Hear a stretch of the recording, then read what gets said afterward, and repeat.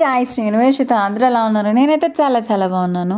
ఇంకో వీడియోతో అయితే మీ ముందుకు వచ్చేసాను. ఈ ప్లేస్ చూస్తున్నారు కదా, చూడగానే అర్థమైపోతుంది. ఎందుకంటే ఈ హైదరాబాద్లో ఉండే ప్రతి పర్సన్ అట్లీస్ట్ వన్స్ అయినా విజిట్ చేసిన ప్లేస్ ఇది. సో ఒకప్పుడైతే మా చిన్నప్పుడు చార్మినార్ వెళ్ళాలి, ఎక్కాలి, పైకెక్కి చూడాలి అనే ఆత్రంతో ఆ స్టెప్స్ ఎక్కి అబ్బా, ఆ థ్రిల్ వేరు ఉండేది.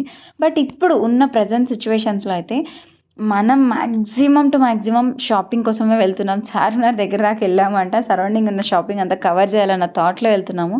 అండ్ ఈ రీసెంట్ డేస్లో ఈ మగ్గం వర్క్స్ అయితే బాగా ఫేమస్ అయినాయి, మీకు కూడా ఐడియా ఉంది కదా. సో ఇక్కడ నాకు ఒకటి అర్థమైంది ఏంటంటే, మనం ఏదైతే కలర్ వెతకడానికి వెళ్తామో ఆ కలర్ దొరకదు, ఏదైతే వద్దనుకుంటామో ఆ కలర్ రెగ్యులర్గా కనిపిస్తూ ఉంది. అంత క్లమ్జీగా అనిపించింది అనమాట కొంతవరకు. అండ్ జ్యువెలరీ ఐటమ్స్కి వచ్చేసరికి కాస్ట్ పెద్దగా తక్కువేం అనిపించలేదు. బట్ ఓకే, బార్గెన్ అయితే చేయొచ్చు కాబట్టి కాస్త బెటర్ అనిపించింది. అండ్ శారీస్ విషయం అయితే చూస్తున్నారు కదా, న్యూ కలెక్షన్ ఏదైతే ఉందో అది ఇక్కడైతే పక్కా దొరికేస్తుంది మనకి. ఈ కలెక్షన్స్లో అయితే అసలు ఒక ఎండ్ అంటూ లేదు, ఇన్ఫినిటీ అని చెప్పొచ్చు.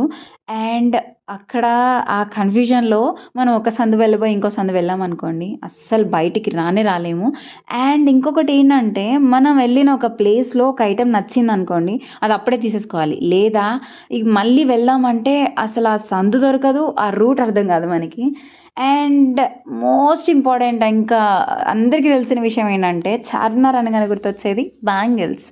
అమ్మాయిలకి ఇష్టమైనది కూడా బ్యాంగిల్సే కదా. మనం ఫస్ట్ ఆఫ్ ఆల్ షాపింగ్ చేయడానికి చార్మినార్ వెళ్తున్నామంటే బ్యాంగిల్స్ తీసుకోకుండా అస్సలే రాము. మీరు కూడా అంతే కదా.